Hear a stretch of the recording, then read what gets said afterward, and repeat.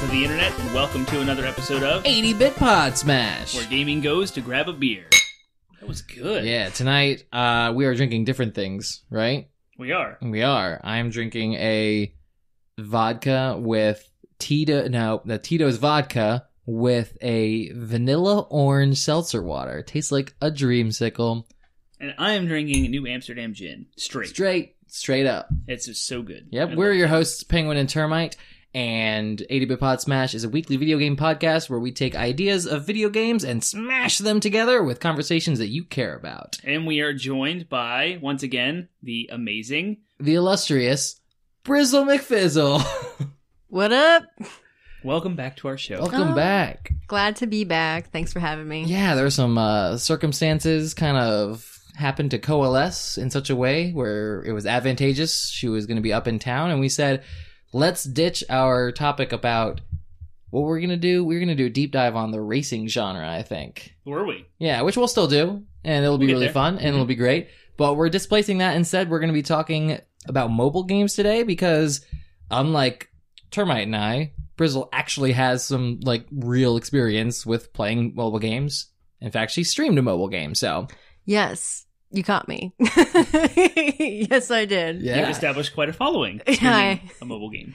Yeah, a little bit. Yeah, so we just figured a few people. we figured if we were going to talk about mobile games, which we had on our list for a while, we'd want to talk about it with someone who has some experience. In the same way that we had our friend Matt on to talk about MOBAs, since neither of us really played MOBAs extensively. So, all right, cool. So before we get into that topic, though, let's just kind of hang out and talk about updates or just talk about what's going on in our lives. Sure. So, there's this no, it's not new. It's very old, actually. I don't know how old. There's this new-to-me store in Chantilly called eStarland. They have a website you can go by. It's a video game mega store. They have all the retro things you can think of. It's insane. They have everything. So I took a trip up there with my brother, and I had boxes of things to get rid of. You can thank Marie Kondo on Netflix / the book to declutter and get rid of things. I am obsessed with it, and so our whole house is being decluttered, and I had 3 boxes of gaming things to trade in, to get repaired, to just deal with. So I took all this stuff up there, spent 3 hours in the store, and I picked up some awesome relics that I want to talk about. I want to give a shout out to a guy who works there. His name is Connor. He was super helpful with the amount of stuff that we had to go through and instructing me and how to go through their processes and how to separate things out and put stuff into their systems. It was fantastic. I walked out of there with a copy of Yoshi's Island for Super Nintendo. All right. And a Super Famicom controller, which I'm super excited about because I don't want just a regular Super Nintendo controller. I want the really cool one from Japan. Right, so with the yellow and red buttons and stuff. That's awesome. The color buttons. Yeah. Yep. Yellow, and does it work? It works with your Super Nintendo? Yeah. I didn't know they were... Yeah. That's cool. Yeah, I guess it makes sense. Same connection and everything, yeah. Cool. So, fantastic trip. Go up to eStarland. Their quality assurance is crazy. It seems nitpicky when you're trading things in, when he's like, oh, these scratches will reduce your value by, so much because it's scratched. I'm like, it's not that bad, but okay. But then you go look through their showroom, and all of these super old, really hard to find games are in pristine condition. Nice. And they have a room in the back for the quote, as is, where they don't support it. They're just like, okay, it's got a rental sticker. Here's this old Blockbuster game that someone traded in. So yeah, if you want to hear more of our thoughts on how a game store should be run, then we literally just 2 weeks ago had an interview with David Caitlin from Game Over Games and Game Over Video Games. Game Over Video Games, and he talked a lot about that. Mm-hmm. So Brizzle's been staying with me and my wife for several days now. Several days now. Years, it's been years. Due to some family circumstances. But she made a similar video game discovery that you did. Oh, yeah? In regards to a game that she can play in front of her daughter. It's my favorite. Ni no Kuni. Yes, Ni no Kuni 2. It's so good. I haven't played. I'm working on the first one. Yeah. Because it's on, what is it, PlayStation? There's so many PlayStation subscriptions. Now. She's playing it on PlayStation Now. Ooh. Yes. And so what's great is I was able to pick up where I left off at home. I was able to log into Daniel's Penguins, excuse me, PlayStation, and just pick up where I left off, which is great. Amazing. But it's great because my daughter, she will ask her, she's like, Mommy's game, Mommy's movie game. And I'll play it and she thinks that she's watching a Studio Ghibli movie. So it's a win-win for everyone. It's great. That's exactly me with Ni no Kuni 2.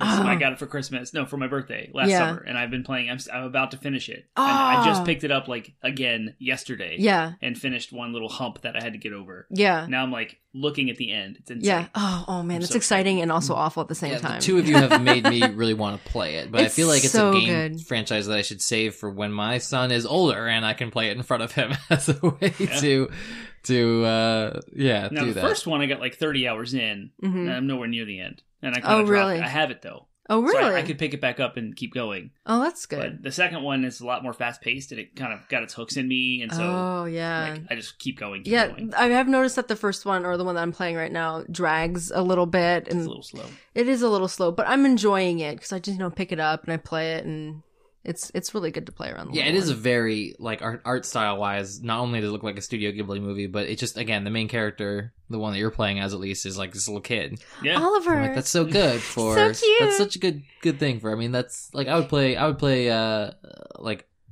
really any of the Zelda games, but Wind Waker definitely because it's just Link as a kid, so that would be really good to play in front of kids. So that would be a good podcast topic: is gaming with kids. Yeah. Gaming when you have kids, I suppose. It's very difficult. Yeah. Well, let's just talk about that then tonight. All right, here we go. New topic. Bye. Mobile gaming, what?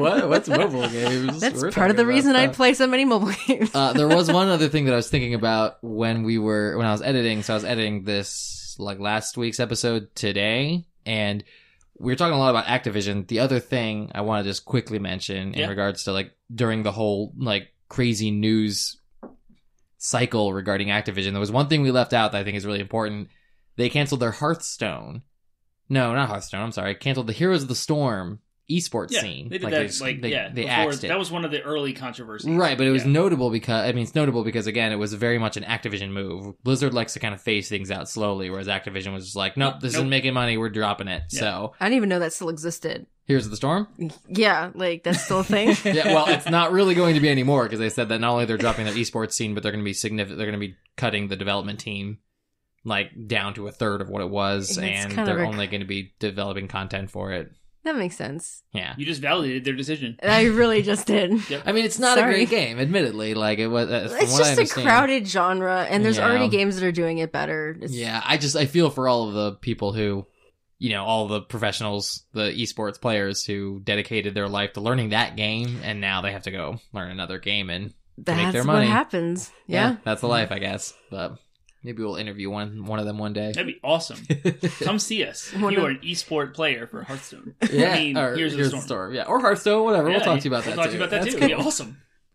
Cool, awesome. Well, why don't we go ahead and move on and talk about our favorite things. Doing this podcast is our favorite thing. Doing this podcast is our favorite thing. Favorite things. Favorite things. Why don't you explain what favorite things is? It's our segment we do every single week where we try to inspire some little spark of joy into your life because we found a little tiny spark of joy in our life. Gosh, you really are Marie Kondoing. I'm telling you. Right now. Jeez. Yep. What sparks joy? Yeah. What sparks joy? Make sure you keep it. All right, in a special place. I like that it can be as simple as a table in a men's bathroom, which was one of my favorite things, or it can be as complicated or as deep as a relationship with your spouse. Yeah, that's that could true. be your favorite thing. That's the range. Has been. Wow. All of those things have been represented. Yeah. I'll start. I guess my favorite thing. What sparks joy for me? Literally, I didn't know what my favorite thing was going to be until today. I was leaning towards saying Diablo on the Switch because I have been playing it nonstop and been enjoying it. But I can save that for another time and talking about why I think that's good because it's actually not my favorite thing. Because after today, I'm, as you know, and as our listeners have probably heard me talk about, I am on a diet. I'm on keto, so I can't really eat many carbs, but I've been experimenting with a lot of different recipes and stuff, and I finally found something sweet, literally sweet, and also figuratively sweet. I made some keto brownies today. Ooh, I heard those are They good. smelled so good. They basically, you just use almond flour, and then it has eggs, of course, in it, and then almond flour as the main kind of thing. I also they're a cream cheese brownie thing, so they've got a layer of cream cheese in there too, and I got some low carb as I could, chocolate chips, mixed it with butter. That was my favorite part, is I melted it together with butter and then poured that into it, so they're kind of fudgy too.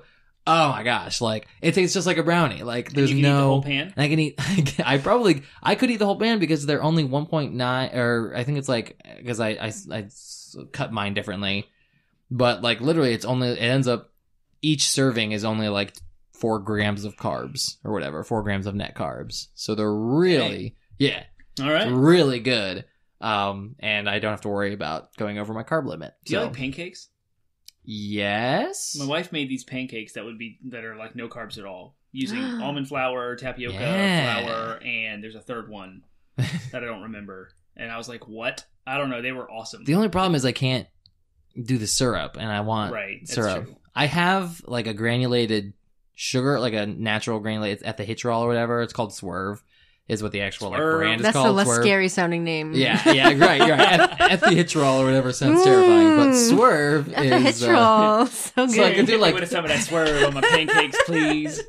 Right, exactly. Swerve over here. I could put some granulated sugar on my pancakes instead of syrup, but I love maple syrup so much. Mm-hmm, me too. Yeah. Do you have a favorite thing yet? I do. My wife got me. So I have like a string of favorite things from Christmas. So I've just been queuing them up for the show. And my wife got me a set of Joy-Cons, which I totally did not expect when I opened it. She wrapped it with a pair of jeans. And so I opened it up. I'm like, oh, cool, got jeans, which I actually needed. One thing, a side note, as an adult, I'm actually excited about getting clothes now. Oh, for real? Where as a kid, I was like, no.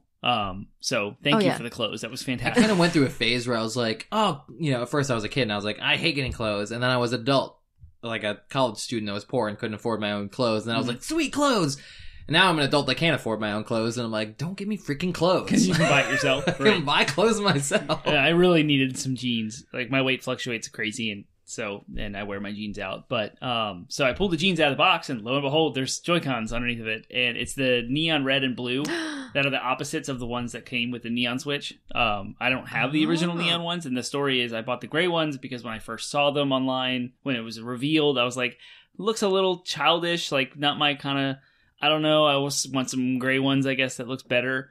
And then when I saw them in person, I immediately regretted that decision, and now I'm stuck with gray Joy-Cons. So now I have, since this past Christmas, my red and blue neon Joy-Cons, and I absolutely love them. They're my favorite thing. I really want the pink and green Splatoon ones. Ooh, those look so cool. Yeah, they look really cool. So if they weren't $80, I would have all of them. Yeah, I know, for real. That's insane. Yeah. All right, cool. Brizzle, what's your favorite thing this week? You outed me on my favorite thing. Did I really? Yeah, it was Ni no Kuni. Oh, nice. Playing that in front of my daughter. But since you already outed me on that one, I will just choose Hawaiian pizza. And yes, pineapple is a topping. I don't care what anybody says. Absolutely.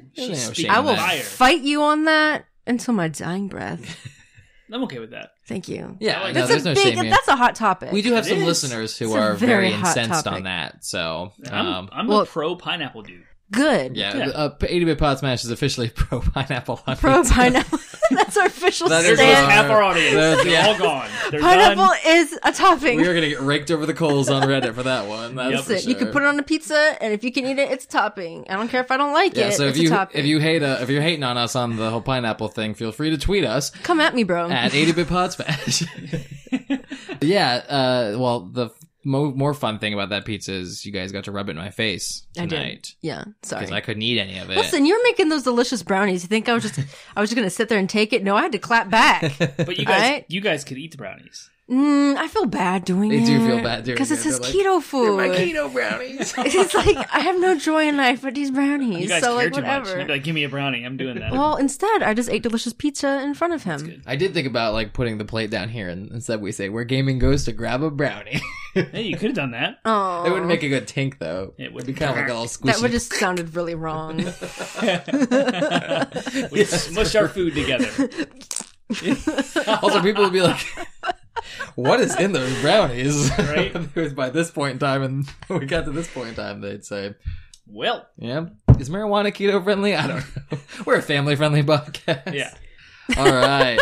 That's favorite things then. Yay. All right, we can move on to our last segment, which is a little bit more fun, and it is Bow, bow, bow.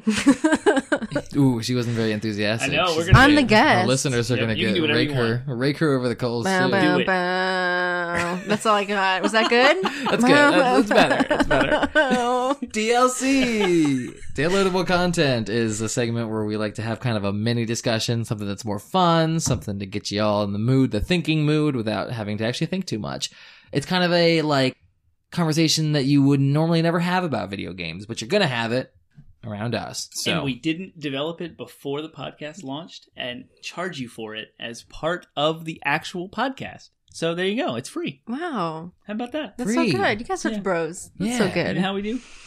Okay, DLC today was pretty much come together last minute today, but I think it'll work. So since we're talking about mobile gaming, we like to kind of pick fun today. So we're gonna pick fun, and it is a well-regarded phenomenon. I shouldn't say well-known because it's not an absolute fact, but it's a well-regarded phenomenon that sometimes AAA developers will take one of their game properties and try to make a mobile game out of it, in which many of the fans respond by saying that they ruined that game or they ruined that franchise. So that's what we're going to do today. We're going to ruin a game franchise by designing a mobile game for it that basically is just an abomination. So we're going to try to make the worst mobile game we can out of one of the best game properties we can. I'm so excited about this. So everybody float your ideas. What games would you want to make a mobile game out of that is just really bad? I'm going to go first with my most dearest and beloved franchise ever, and that is The Legend of Zelda.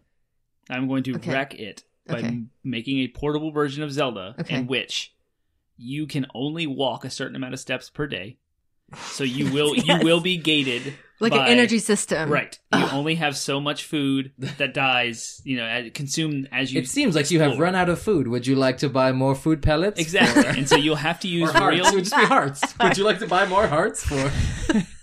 And so as you're exploring, because the nature of what makes Zelda amazing is especially with Breath of the Wild, is freedom to explore anything you see. Mm-hmm. So you'll have that. It'll be completely open world. There'll be no order in which you need to complete the dungeons. But you are chained to like a tiny bit of steps per day. Unless you pay real money, then you can unlock that. And keep going. Naturally, yeah. Right. Is it going to be like isometric, like top down, like the old Zelda games were? Okay, but it would be like pretty. So it'll be prettier than the Link Between Worlds version on 3DS. It'll be prettier than that. It'll be the full like 3D polygons, atmospheric stuff. It'll actually have the art style of like Breath of the Wild or Wind Waker, kind of, but top down, which has never been done before. So it's unique. Cool. So that's the selling point, right? Oh, I'm sold already. Full open world, full open dungeons. Now, every upgrade you find in a treasure chest is going to be gated by a currency that you may or may not have enough of. You can collect this currency in the game for killing enemies or doing achievement type challenges, such as horse racing or successfully complete a maze in a record amount of time. That's a throwback to Link to the Past. So you can do little mini games and challenges. Again, you can only do X amount of challenges per day. Yeah. Or you run out of stamina. It consumes that. Or hearts, whatever you have.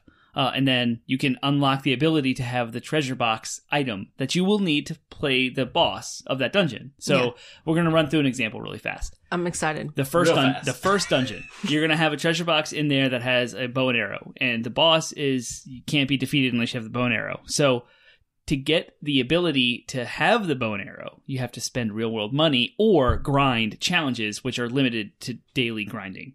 Does that all that make sense? Dude, okay, I can't even follow that. Like that is the worst game. Which, by its very nature, makes it complicated. And I'm sure there's already a game exactly like that exists. It's called Fire Emblem something. Oh, Fire Emblem Fates. Is that what, I don't know what it's something like that. All right, what's a game you want to ruin, Bree? I don't even know. I mean, like, what game hasn't already been ruined? You know, like. Well, I would tell you one, but then it would be mine. So I'll just any game. Okay, just pick any game and then add an energy system. Oh, okay, Mario Kart. Wreck it. Okay, here we go. You can only have certain amount of races per day unless you pay real money. Like you said, you have to have the energy system, or else it's just not a terrible mobile game. Right. And then you have to have a cap on the prizes or the currencies that you can win per day. Yes. So you can only win so many things in order to unlock more races. And then instead of randomly getting things that you can throw at people or, random things like that. You would have to purchase with extraordinarily rare in-game currency or real money things to actually throw at people. Yeah. Yeah. Mm-hmm. Yeah. That's a good one. That would be terrible. Or a bad one, I should say. Mine is, I'm going to pick the Halo franchise. Oh, Ooh. God. I'm going to say it's a Halo mobile game, but it's in the style of Candy Crush Saga. Where it's one of those games you have to line up like 3 grunts. And then the grunts get like shot by laser blasts and the grid moves down and then This is like a real game though. They have these. You've got it. This is a real thing. You got the elites they line up to, or the grunts, or sometimes you get like flood wash through or Yes. whatever, and you have to line up all the flood, and it would have stupid, obnoxious monetizing, but worse than the monetizing is you have to link your Facebook account to it. Oh, how could I forget that? And then when you only run out of certain tries, then you have to send you can get more tries if you Spam your friends? Spam your friends. No. Yeah, I forgot about that system too. This kills me. Yeah. So that's my bad mobile game off of the Halo Have you seen franchise. puzzle battlers? Like those are a real thing. Yeah. That, like what you mentioned is actually a real genre of games. Oh my gosh. Where you line up certain things, it's like a certain ability. So if you get like 3 red crystals in a row and they explode, then you do like a shockwave or something at somebody. It's like puzzle fighting games. Yeah. Sorry if you like them. Right, yeah. We are You're allowed. We are this is all in fun. One of the advantages of doing this DLC is it kind of highlights some of the tropes of mobile games. Yeah, we nailed it. That make it I think Marvel made a game like that. that make it really controversial. So we will definitely kind of revisit the sort of controversial aspects. But those are our bad mobile games. DLC is over. Cool. So let's talk about mobile games. I guess to start with, we're going to have to start with the actual kind of apparently controversial question, which is, let's define mobile games. What are mobile games? What do we as a group consider as mobile games? Because apparently there are some varied opinions on this little I panel. have a very concise definition of what they are. Go for it. They exist on Google Play or iTunes only. Only. Yes. Okay, so not cross-platform. Right. So even though it's on my mobile phone, if it's cross-platform, it's not a mobile game. Theoretically, I could be talked out of that. So would you say Fortnite's not a mobile game? Correct. Even though you can play it on mobile? Right. Mm-hmm. I would disagree. I'd say that any game that can be played on a mobile device, which would, in my mind, include everything from a Game Boy to a PSP to the Nintendo Switch. I would say the Nintendo Switch is kind of the shining beacon right now of mobile gaming. Mobile gaming, even though it is a hybrid console that can be played as a home console as well. The problem with your definition is you don't distinguish the amazing games like Breath of the Wild away from the terrible games that we've just highlighted all the tropes for in our DLC. Right, and I think we'll have to make a distinction, like we'll have to sort of specify cell phone games, but I don't think that you can say that. I don't know. I think you were right that like when people talk about the mobile game market, they're talking exactly what you're talking about. But I think that we would be remiss to not talk about, at least about, I guess we could say portable gaming. Maybe if we made a distinction between mobile gaming and portable gaming. There's definitely, to me, there's a distinction between portable and mobile. I can get behind that. And I can also say that like mobile gaming are games that can be, but I would only disagree with you and say that mobile gamings are any game that can be played on a mobile device. And so a mobile device being a smartphone, I would say that would include Fortnite. I am going to go between you two on your answer and say that mobile gaming, I think, just traditionally is just thought of games that are played on a cellular device or a tablet device. That's not an exclusive game system. So that, to me, wouldn't include the Switch.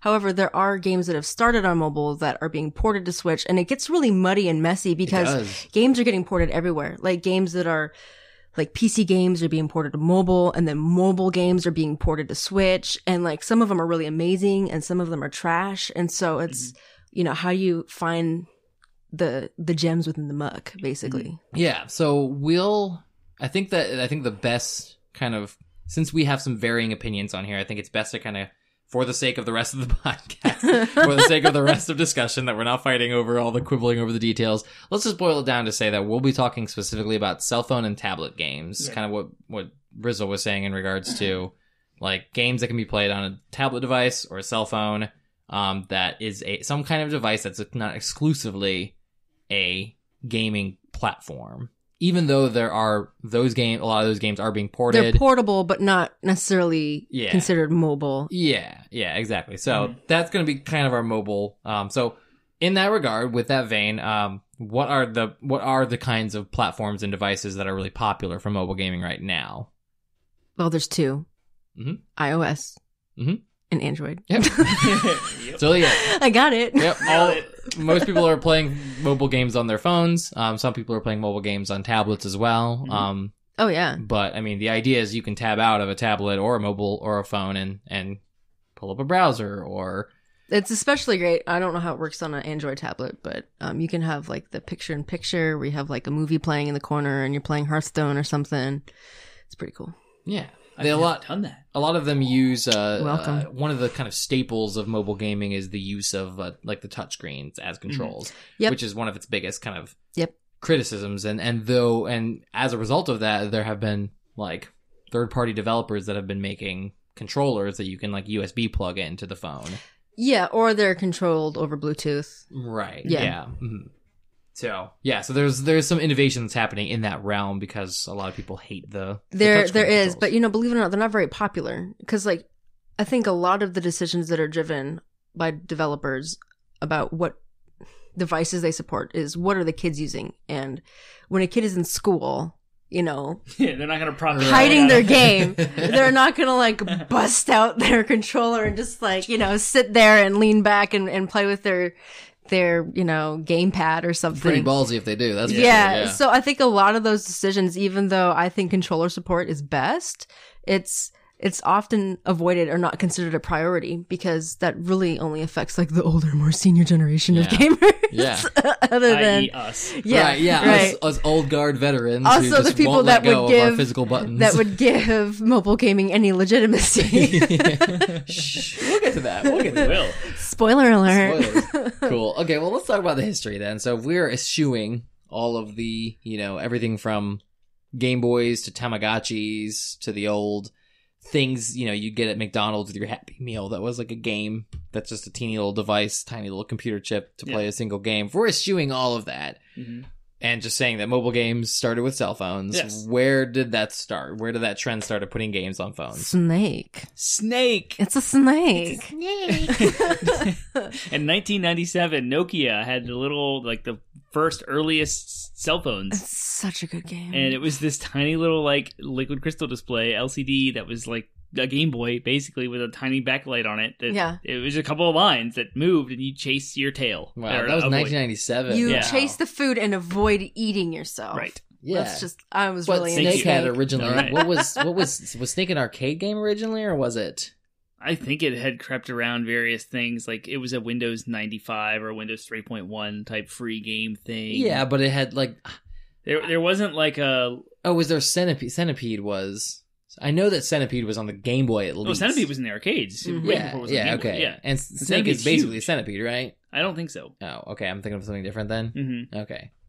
But I haven't played Snake. Centipede in quite some time, so I don't remember if you can like eat yourself in Centipede I feel or like not. you You can, yeah. Like that's the whole thing is you want to avoid hitting. Then it's a lot like Snake. Okay. It's similar. It's inspired by. So Snake was inspired by it Centipede had to more have than likely. been. Got it. Yeah. Okay. So and that was Centipede 97. would have been like way back in the early 80s. Yeah. Almost 2 decades before this. So yeah, 1997, the Nokia 6610 Whoa. was the phone model that it was then installed on 350 million devices after that. So That knowledge bomb, huge. man. Yeah. So Whoa. I'm trying to think of like when the whole market for mobile games blew up. I guess it probably started happening before, but I feel like the first one that I was really aware of is like this is a game that everyone's playing and is just huge was Angry Birds. Yep. I'm getting there. Yeah. Uh-huh. Okay. All right. Rewind a little bit to Okay. 2007 when Apple's first iPhone was released. All of its fancy touchscreens and high definition graphics and real life movement and sound effects and all these things. Mhm. That's what kind of laid the foundation for Angry Birds, which was 2 years later. Really? Yeah, 2009 was Angry Wow. Birds, which is Oh, not that gotcha. far away. It was 9 years ago. That's crazy to me. And that was one of the first like commercially successful mobile games was Yeah. Angry Birds. And so it's funny you mentioned that. Yeah. As you knew that was a hinge point in mobile gaming history. It was of course. That was a phenomenon. Huge. They made movies and stuff on it. All that merch, man. And then I see the rest of your list here. Yeah, Plants vs. Zombies in 2010, Fruit Ninja, remember that? I love Fruit Ninja. Right? So so Fruit Ninja was where I experienced. That's so zen. I first experienced Fruit Ninja on a tablet. So that was when it really like made the jump to me for like, oh yeah, this is also something that's going to be happening on tablets now too. That was the first kind of. In my mind, that was the first link. Like, I had seen tablets, but I had thought of them more as computers than phones, which, granted, yes, phones and computers, the lines are kind of blurred now. When the tablet first came out, there was a lot of controversy. Like, why would I want this? Yeah. If I have a phone. If I have iPad, what a dumb name. And little did they know. Like, there's a huge market for it. And Fruit Ninja was the first, like, game I think I played on a tablet. So seeing the kind of potential for gaming on a tablet was Fruit Ninja there. Plants vs. Zombies, you know this? They actually made a WoW minigame. Yes. For Plants vs. Zombies. Did they really? Yeah, so there was like a game, like a quest in WoW. No way. That was Plants vs. Zombies. Basically, it wasn't the same game or engine, but it was like a WoW version of Plants vs. Zombies. Oh, that's awesome. Game, yeah. So it was super popular. I never played it, but I heard about it. Yeah. Wow. Then we had Cut the Rope, Temple Run, Candy Crush. Temple Run. Oh, Candy Crush. Yeah. Candy Crush is how many clones of those games are there? The ones we've just talked about. Like, it's not just those games. What matters is like the plethora of clones that oh my happen gosh. after that. Yes. Like Jetpack Joyride and Sewer or Subway Jumper thing. I don't even know the names. They're so dumb. Yeah. But another crazy game that like was a flash in the pan was Flappy Bird. If you guys remember that. Oh my gosh. Yeah. Yeah. Yeah, that like set the world on fire. 2013. I'm having anxiety just like thinking about that stupid game. Yeah. Every single time. Yep. Yeah. So there's a whole bunch more after that, and now it just keeps growing. Like keeps developing. Yep. There's more and more games. So now, I mean, again, the latest kind of things in the news is we've already talked about this at length, but you know they're porting, or they're not porting, but they're making a new Diablo game called Diablo Immortal, and it's supposed to be a Diablo that you play mobile. Mm-hmm. But what we're going to show is like what we're hoping to try to sort of paint the picture of in talking about the history is that mobile gaming, even just in the last 15 years, has gone from something as rudimentary as Angry Birds, which is just a pretty simple, essentially a flash game. 15 years ago was Snake. It's a snake. Sorry, I don't math very well, as you're aware. No, Snake okay. was 20 years ago. More than 22 years ago would be Snake. And 2007 is when it's 11 years fine. ago. So 11 years ago. Somewhere in that window. In the last decade, we've had, so I'll say decade, all right? Sure. That makes you happy. It does make me In the last decade, we've had... In the last freaking decade, we've gone from games that are basically like no more advanced than Flash games to games that you have Fortnite now on mobile. You can play on your phone. Mm-hmm. You have PUBG on mobile too. Yeah, PUBG's on mobile. Like and now they're doing a Diablo game on mobile. Elder Scrolls Blades is coming to mobile, so it's an Elder Scrolls game that's meant to be played on a mobile device. So phones are getting more powerful. Phones are getting stronger. Phones are now, I mean, they're really entering the market as a platform on which AAA developers can no longer completely ignore, much to the chagrin of some of the old guard video gamers like ourselves, who now are trying to, I think part of our psychology behind it is really just trying to justify our purchases of having, dedicated video game consoles if your phone can also play games. So, I mean, we'll get into the distinctions and the controversies, the frustrations that come along with mobile gaming as well. But really, we wanted to start there, and say that where the state of mobile gaming now is, it's becoming quite the possibility. Now, I don't really know how mobile gaming is still doing in regards to its money making. I don't know. I have a chart in front of me. You have a chart? Clarify this. I'm excited to see this chart. Yeah. Right. In 2018, mobile games, however they classify this is coming from, I will link off this article. It's from VentureBeat, but they're quoting Superdata. Mm-hmm. Mobile gaming, the industry created $61.6 billion. Wow. So good. Console games, premium consoles versus free-to-play consoles. I don't know what the difference between the two is. Yeah. 13.1 billion. Okay. So 61 billion for mobile games versus 13 billion for consoles. Wow. Like, that's a 20th, a fifth? Yep. Like, nothing. Yeah, so even just on our podcast, we talk about AAA console, dedicated console gaming. And we talk a little bit about PC gaming too, but when we talk about it as if it's the, it's the industry. And the numbers show that it really isn't. Honestly, as much as we want to claim our sort of elitism and put our flags in the ground and say we are what the gaming community is, like, more people are playing more games and spending more money on mobile platforms. Yep, and it's just probably people that aren't necessarily considering themselves hardcore gamers. Yeah. It's just regular people that are playing games on their phones and tablets, and they're spending money on it.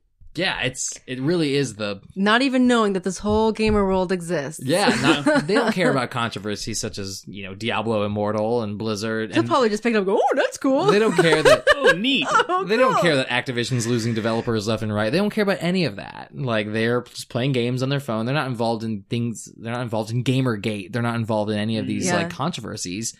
They're just playing games on their phone, and that's where the money is right now. So it's not surprising that you see these big developers trying to get a piece of that pie. And then you also have people that are gamers that, consider themselves gamers that do play mobile games. But I feel like those people just play the games that are worth playing on mobile, and they know how to, how do I say this politely, cut the crap, like they know how to tell what's a good game and what's not a good game, or they know how to put up with what I would consider, predatory practices on mobile versus, non-predatory things. Or they just have time to grind because they're children and they can play all day. Mm-hmm. And that's the air quotes console that they have access to, Yeah, I was going to say, not a lot of kids can afford to drop $300 on Nintendo Switch and then $60 additional dollars on games. Tablets are being provided by most schools to kids, so they have access to iPads. I never even thought of that. Yeah. So that's why you see Fortnite on tablets and phones, because that's what kids have access to. Yeah. Mm-hmm. Cool. All right, that answers all that question then. Where we are now. So, we did kind of hit on some of those, some of the answers to the next question, but let's start with, why are mobile games appealing? And we'll talk about it in 3 pieces. Why are mobile games appealing to players? I won't even say gamers, because I wrote it down as gamers, but again, as we talked about, gamers as an identity, the people who identify usually as gamers actually look down upon mobile games and don't find them that appealing. Some do, yeah. So then let's talk about a large subset. So we'll just say most. So we'll say what's appealing about mobile games to players, what's appealing about it to developers, and what's appealing about it to publishers. Mm-hmm. So let's start with players. What's appealing about mobile games to players? Well, I'll tell you what's appealing to me, because I like console games, I like PC games, and I also like mobile games. And what I like about it is that it's easy to play wherever you are. You don't have to worry about bringing a specific system with you. Like, I know it's a meme, but it's like, everybody's got a phone, I've got a phone, and when I'm bored, there's certain games that I play that I really like playing on it. And a lot of the games are consumable in a small amount of time, which I also really like. So if I'm playing a game that's only on mobile versus a cross-platform game, for example, I like that a lot of the time the matches are like between like 1 and 3 minutes. Mm-hmm. So if you're playing a game against other people, you can like go to the bathroom, play a game, and then, come out of the bathroom, no big deal. You're not wasting any time. You're not neglecting your kid for like, an hour at a time, And the money aspect, I would say, is frustrating about it. But, if you're just willing to not be the best player, it's palatable on some games that you play. Yeah, I can definitely see the appeal of, like, especially for people like myself who I don't care about competing at the highest level of anything. Yeah. So I can see that, at least with many of the games, is like, oh, this is, and again, we'll talk about what's, what is controversial about the free-to-play model, but what's appealing about the free-to-play model is exactly what it sounds like. It's free to play.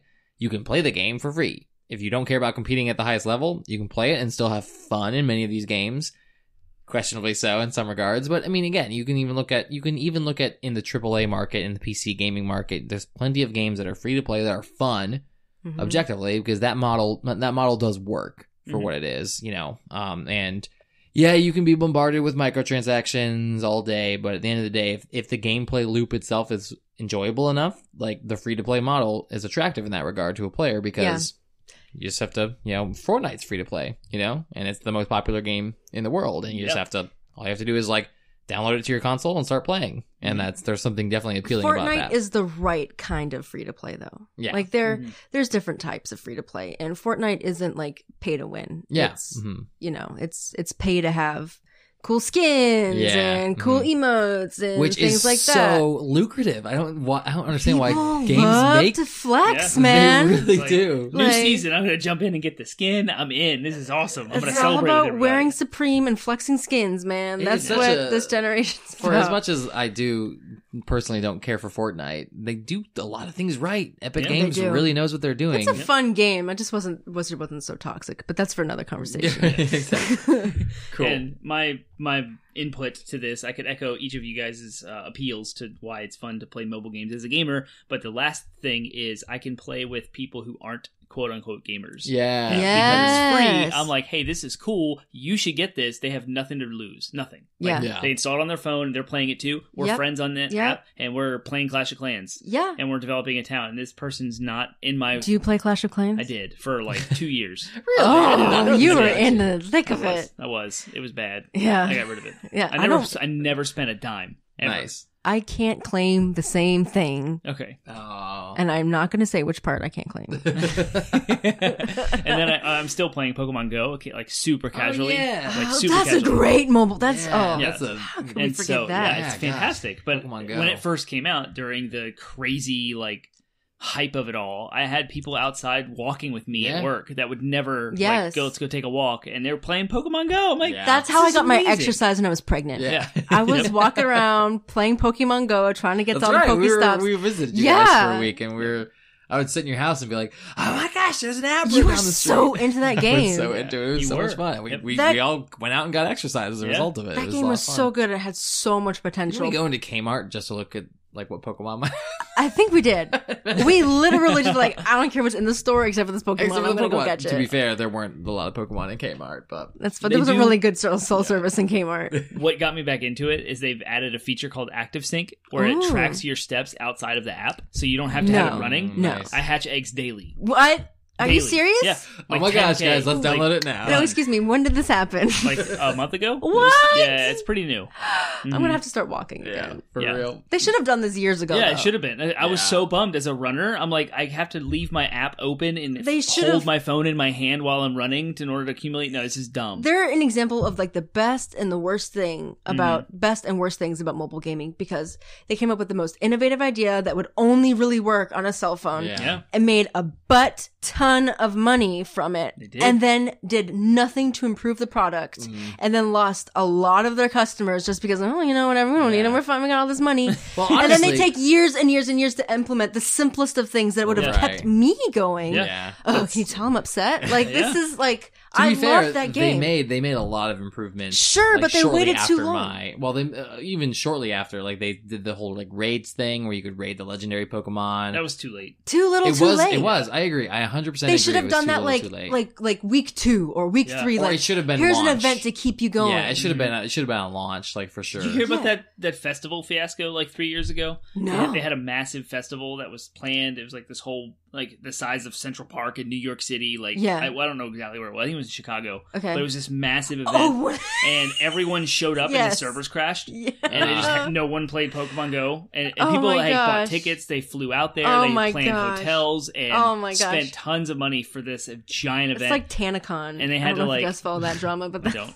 Well, that's we are getting ahead of Yeah. ourselves with controversy. We did go down Let's a rabbit hole. let's talk about developers now. Let's talk about development. What is appealing about mobile games from a development standpoint? I went last time, so I'm gonna go first this time. Yeah, I'll go for it. it. And my shot at as a programmer, like as a developer, a studio, the appeal of mobile games is they're ridiculously simple to make. Yeah. The platforms are simple to compile on. Mhm. It's universal. iTunes or iOS. Sorry, I can't even think of the operating system. iOS and Android are like super ubiquitous everywhere. It's a piece of cake to just throw your code on there. You can get test compilers. You can run test code everywhere. It's just a piece of cake, like everywhere you go. And it doesn't require a ton of game design because you don't have the pressure of the narrative, the characters, Yeah. the plot, the sound. You don't have any of that stuff. Like all you need is some really good art assets and a good gameplay hook, and you're in. Like it's super, super simple to make a lot of money. Yeah, I think the other keyword I would pull out of that is the install base.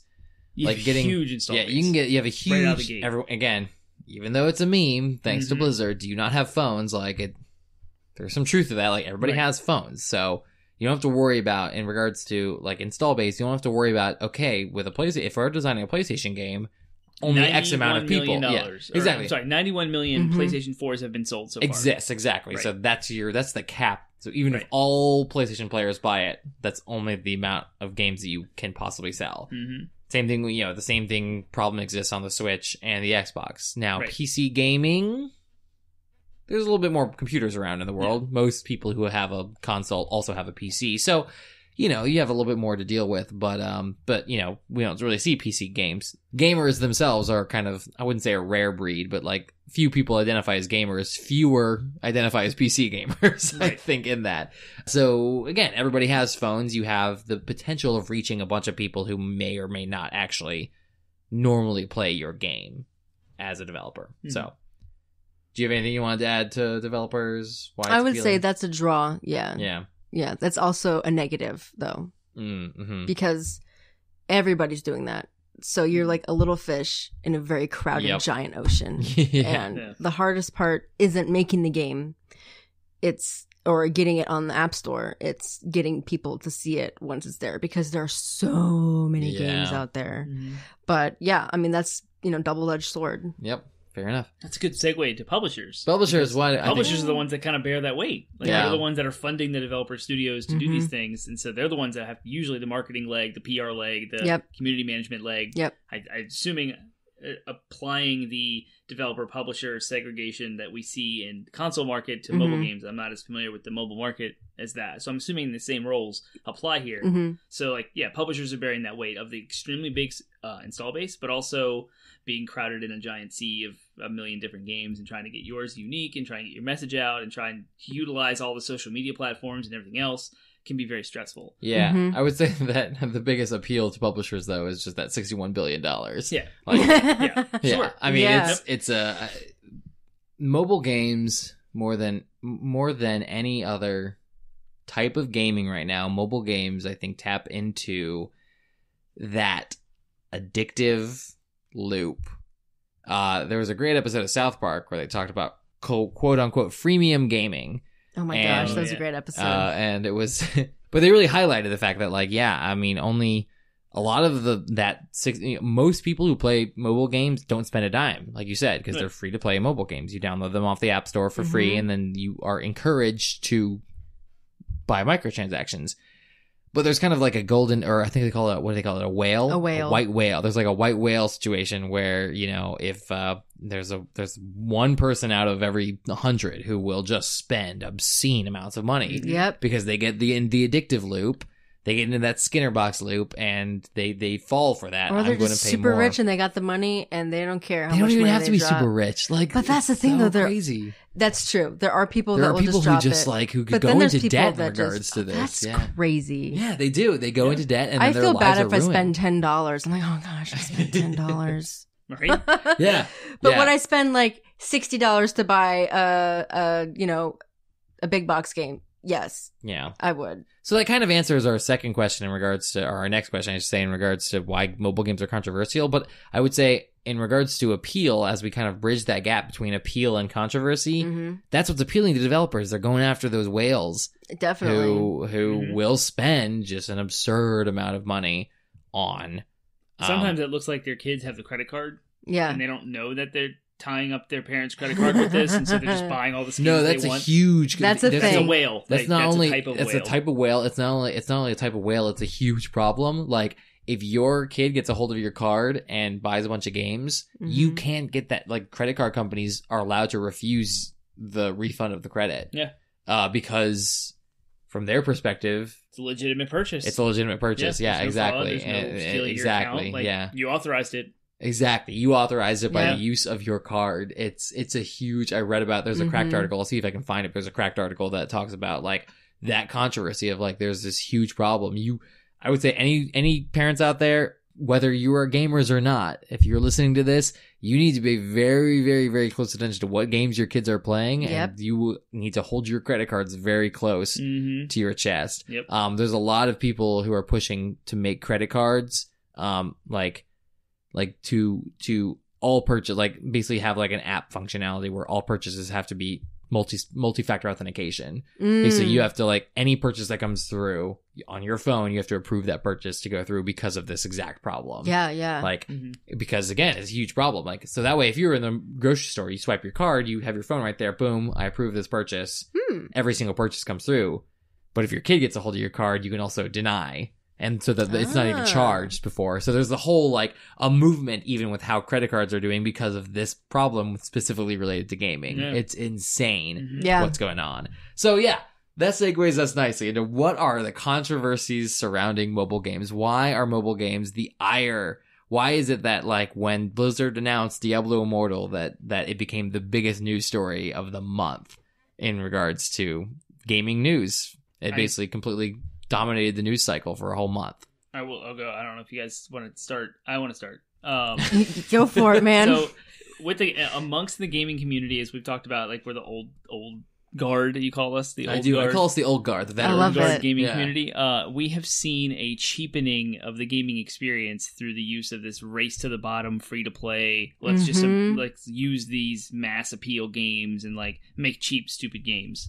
And we're seeing a lack of the things we love in games. Sophistication, Yeah, sophistication, narrative, plot, character development, like long-term kind of games. And I know personally, I don't like the free-to-play model at all. I would rather spend the $30 up front and enjoy everything the game has to offer at my own pace and not worry about anything else. And that's not the model that they've adopted. So when you see a franchise that you love, like Mario or Animal Crossing or Fire Emblem, or now Diablo and Elder Scrolls jump into these things, you immediately think, oh my gosh, they're going to cheapen my experience and they're going to create this system that is designed for me to trickle money in. And like Pokemon Go had no story or anything. It was completely community driven. And so it was kind of unique in that regard. It had this, like, the money and the limitations, but you could kind of circumvent them at a pace that seemed fair. Yeah, it was completely playable without buying anything. In fact, I bought stuff just because I liked the game so much. I was like, I'm going to give him my money because I like this game. That was it. Right.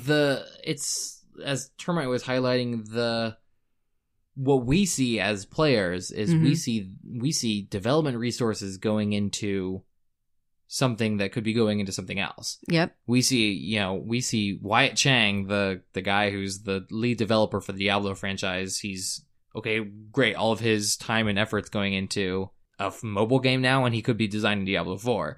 The reality is not necessarily that simple. Like, again, most of these mobile games are being designed in partnership with, like, Niantic did Pokemon Go. Like, Game Freak wasn't taking development resources necessarily away from the next Pokemon game. They were outsourcing their development time to Niantic.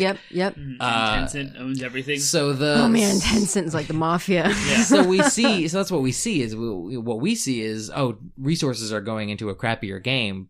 The reality is what developers see is, oh no, we're just expanding and outsourcing our resources. This is just an extra thing that is happening outside of what we're doing. So that we can reach a broader market. Yep. There's nothing really necessarily wrong with trying to reach a broader install base.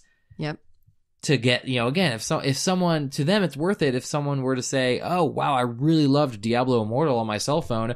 Oh, Diablo 4 is coming out for the PC. Maybe I'll buy that because I really enjoy Diablo Immortal. Like, NetEase is the company behind it. Is Immortal. NetEase. Yep. Yeah. And NetEase is also now interested in investing in Bungie. Yeah, as one of the fallouts of the Activision breakup. Yeah. Oh wow. Yeah. So you feel like, in addition to the experience being cheapened, you are also being robbed of a better experience that doesn't exist because right. And I'm not saying that's not the case. I would say the biggest controversy for me in mobile games is mobile games sort of represent mobile games are the realm in which these publishers are experimenting. It's like a breeding ground for predatory practices. It is. EA doesn't have crap on Candy Crush. Like, as much as Battlefront 2 doesn't have anything on Candy Crush. Like, Battlefront 2 is responsible for some pretty predatory practices. Don't get me wrong. We have talked to length about how EA just completely, predatory microtransactions have crept into AAA spaces because of mobile games. Yep. The mobile game space. Exactly. That's where they've been experimenting proven to is proven to work in the mobile game space. So to me, again, that's where the biggest controversy lies for me is like they're designing the ways to screw players. Mm-hmm. Yeah. And then now they're bringing them into AAA titles. So that's what's frustrating to me. Yeah. I agree with that in certain ways, I suppose. It's hard because I like mobile games, or I like certain ones. Yeah. And there are ones that I'm really impressed with, and I really like the platform, and I see its potential. But you're right. I mean, it has sped up the process of predatory practices because it appeals to the layman and people that don't have time to play. But, you know, if time is money, instead of investing time, they'll invest money. And developers learned that that's what people are willing to do. And so it's spreading. I mean, that's really the main controversy with it. It's, you know, kind of crappy games. That's what people see mobile gaming as. Yeah. And the good games are vastly outnumbered because of the vast amount of people that are publishing games on the mobile platform, all trying to get a piece of that giant billion, gajillion, fulfillion dollar pie. Yeah. Fulfillion dollar pie. You heard it here, guys. You know, like it's hard because, you know, a lot of like the games get a bad rap, and then the players aren't seen as real players. And so it's just like, oh, you know, whatever. It's just chumps playing, you know, mobile games. Like, oh, you play Candy Crush before bed. Good job. You're playing a crappy game. You know, that ain't real life. But, you know, I almost wonder though, was this going to happen eventually? Is it the fault of mobile gaming, or is it the fault of everything being connected to the internet? Where it's so easy to purchase things now. Whereas before, if you wanted to buy a game, you had to go to a store. Yep. You had to physically insert the disc. There was no giant download. It was just you put the disc in and you play the game, and that's the end of the day. You know. And even now, the digital stuff, you still have to wait super long downloads. Yeah. On PS4 and Xbox One. Yeah. So it's still a barrier of entry. Is like, I have a 2-hour download before I can try this game. Yeah. Right. But then after it's there, I mean, how easy is it to access a store and buy the, you know, DLC like you're talking about before? Or, oh, okay, if you buy this pack, then you get this exclusive gun. I mean, like that stuff, you know, I think the question that I have is, was that stuff going to happen already? Yeah, it's a consequence of the digital age. It's we are now in a world where digital equals cheap and profitable. Digital is the final frontier, if you will, for the advent of DLC arrived when the Xbox original console was starting Xbox Live. Like Fable, I remember as being one of the very first RPG type games to even think of the word DLC. Yeah. And the whole idea of like adding content after the game had come out through a internet connection. Yeah. Like the original Xbox was the pioneer, and you're right, it's because it was on the internet. Not because of smartphones or mobile devices being in everyone's pocket, but just because of the fact that it's connected somewhere you can upload files to. Yep. Right, and as technology gets more and more sophisticated and the capabilities, you know, the phones in 5 years are going to be 20 times more powerful than the phones now. I mean, just look at what you can play already on a smartphone. Yeah. I mean, you can play, you know, older Grand Theft Auto titles. Yeah. I was playing The Bully on it. Yeah. I played my favorite game ever first on a mobile device, which was Bastion, which I thought was just a masterpiece of storytelling. And it was like one of the best games I ever played. And I played it first on a mobile device. And it's sad because like that's what it's capable of doing. Yeah. You know, that's, you know, I didn't have access to a PlayStation, you know, when I had my phone, but I was still able to play these awesome games because my phone or my tablet was able to play these amazing ports. Yeah, modern like graphing calculators. I saw a post on Reddit. Modern graphing calculators can now play Pokemon Red. Yeah. That's insane. That's amazing. That makes me so happy for children suffering in calculus. Just like, Right, but now calculators are obsolete because you have calculators on your phones, apps. Yeah, exactly. But I mean, like, I think mobile gets a bad rap because, like you said, it's really easy to produce these games, and unfortunately, people that are playing in mobile have just been trained to accept this as reality, as this is just how mobile games are. Like, I've even fallen into that trap where one of my favorite games, it is a little predatory, but it's a lot of fun and I play it despite it being predatory because it's easy to pick up while my kid is sleeping. It's easy to play. The matches take 3 minutes and gosh darn it, I really want to upgrade this character. And I've grinded so long and I just need 2 more gold. I'll just buy a little bit of gems just to top it up, you know? But it's still a good game. It's just like these predatory practices have just been accepted as common. Yeah. But it's spreading everywhere. And I think it's been everywhere. It's just more prevalent in the mobile market because it's being played by people who, you know, aren't used to playing AAA titles. Yeah. Well, great. That's a great segue into our last question, where we'll spend the rest of our time here. Oh, snap. And it is, you know, we always like to end kind of looking into the future. And so with all of the things we talked about, all the controversies, all the frustrations, all the advantages as well of mobile gaming, what would it take to get mobile gaming recognized as legitimate, quote unquote, in the gaming community? Like, what would it take for mobile gaming to be seen as a platform on which games can be all the things we want? Artistic experiences that are great storytelling mediums and can be innovative and push the genre forward and be inclusive and take advantage of that install base and make gamers of us all, if you will. What would it take for mobile gaming to kind of get to that point and really tap into the potential that is there? So I think the first thing would be to like a plea to developers, you know, create games that have a set price where it's not all predatory games. Like if I can spend $10 on a game or even $5 on a game, you know, I would be willing to do that.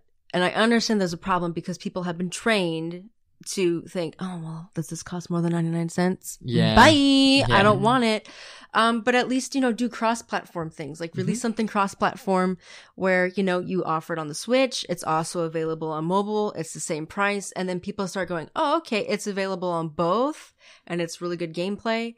That might be good. I think, you know, more like big time developers, not just outsourcing crap to just like predatory mobile developers. I remember, you know, the game Paladins. Yeah. Okay. It's already a mobile game. And then they created a separate mobile game made by a different company that was a clone of other MOBAs on the phone. And it's like, do you even know what this device is capable of? Like, you could have just probably ported the game and made it an actual game and made it cross-platform like Fortnite. We need more Fortnites. Yeah. I hate to, oh gosh, I can't believe I said that.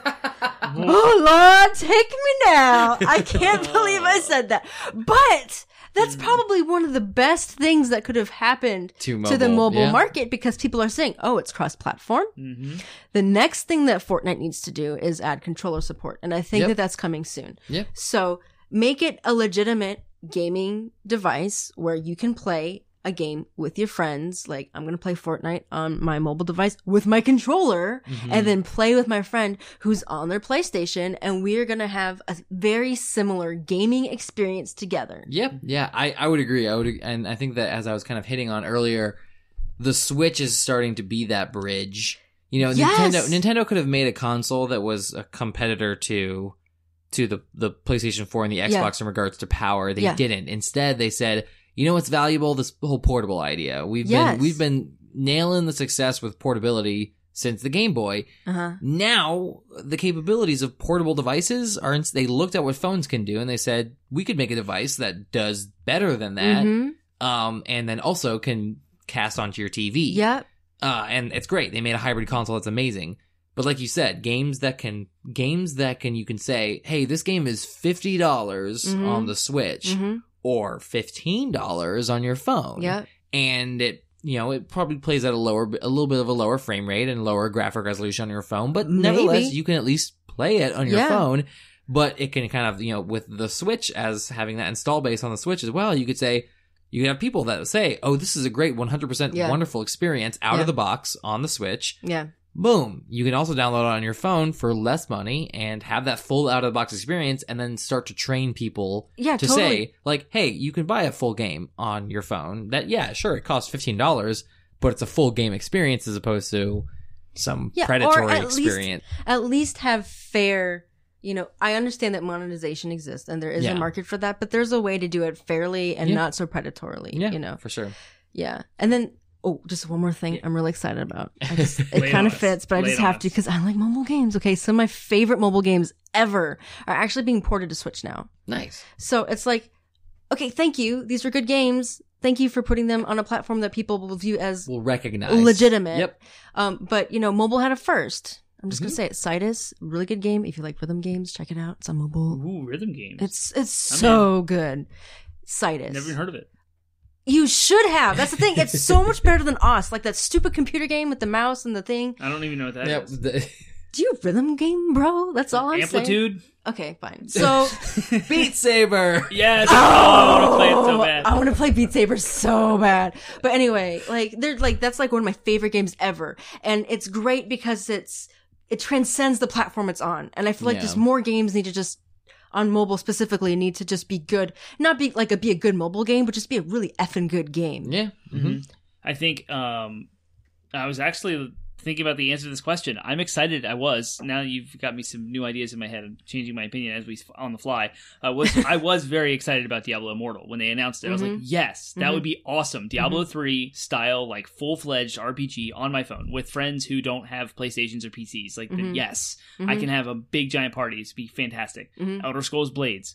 I'm going to get a Skyrim experience in my pocket. And I didn't play Skyrim because of the time investment, the time sink that it required to sit in front of your computer or in front of your TV. But I can jump in for 2 minutes and kill a few monsters and like level something up in my phone. If they execute those correctly, I want them to be those $15 to $25 things where I buy them up front. I don't want the predatory microtransactions. So that is a fantastic possibility into legitimizing the mobile games into the gaming community. But I didn't even think about the cross-platform stuff. What if they just ported Diablo 3 to the phone? Because the phones are capable of running it. Like, that would have been much better. That's why Hearthstone's so successful. You can play Hearthstone on your phone, or you can play it on your PC. Like, which is so baffling to me that they're not doing Diablo Immortal as a PC game as well. You know what I mean? Yeah. That was, I think, the biggest mistake.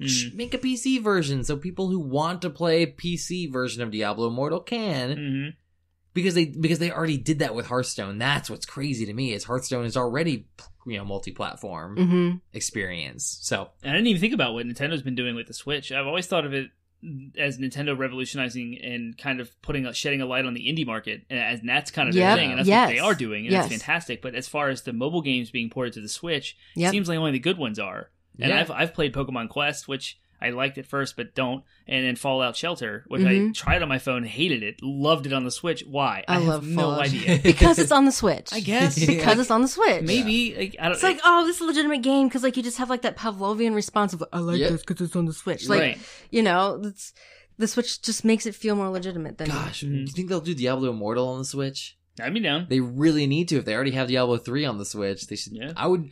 And that's the thing, like they should have announced that. You're so that. right. I'm such a dog because I'm like Diablo Immortal on my phone. Please no. But if you say Diablo Immortal on my Switch, I'll be like, yeah, I'll download it. Yeah, okay. I'll pay $5 for that. Like, they should have announced it as coming on the Switch, and then also you can download it on your phone. Maybe a little bit later, trickle that in. You don't have a Switch, no problem, babe. We got you. Yeah. Can't believe I said that unironically. That's great. Well, I think that's our show for the day. I think that's a good ending point. I really like that kind of movement forward, and it seems like the gaming industry is kind of going in that direction. So I think that if our advice to developers would be, consider the fact that you have these platforms that are very similar. If mobile gaming is not the umbrella term, then consider portable gaming the umbrella term. Yep. And consider the fact that the Switch can lend legitimacy to your experience, the experience you're trying to create. So, not just the Switch, but other mobile platforms as well. I mean, I'm really interested to see, if like the PlayStation going forward and Xbox going forward. Again, we've been told Xbox has multiple projects, console projects in the work. I wonder if they'll be trying to tap into the mobile market as well. The whole streaming thing will change the landscape of everything. Completely change everything. So, cool. Well, if you guys have any thoughts on mobile games or portable games or anything in between there, if you liked what you heard, if you think there's something that we missed, Termite, where can they find us? You can find us starting at 80bitpodsmash.com, which is our landing website where we have links to Google Play, iTunes, Reddit, Instagram, and Twitter. Our handle everywhere is 80bitpodsmash, no hyphens, uppercases, or funny business. Please go onto our subreddit, leave some conversation points for us, start your own thread. We'll argue there. It'll be fantastic. Super Mario Run is amazing. And Nope. No, it's not. Please like and share us on your social media, on Facebook. The worst that could happen to you is you might be labeled a gamer. Oh no, that's disgusting. Who wants that? The most important thing you could possibly do for us is to go to iTunes and give us a review and write what you think about us. Yeah, great. And Brizzle, if you want the good pod smashers of the internet to find you, where could they find your work? Where could they find your presence? If you even want them to. If you don't want them to, that's fine as well. I'm in hiding right now. At Brizzle McFizzle. On Twitter. Bye-bye. Oh, great. Follow her at Brizzle McFizzle, or not. You'll hear more about Bree's projects in the future, hopefully. Oh, yeah. And we hope to share some news soon, too. So, in the meantime, everybody listening, Pod Smashers, have a great week. Find a game on your phone to enjoy, or keep playing on whatever you're playing on. See you next week.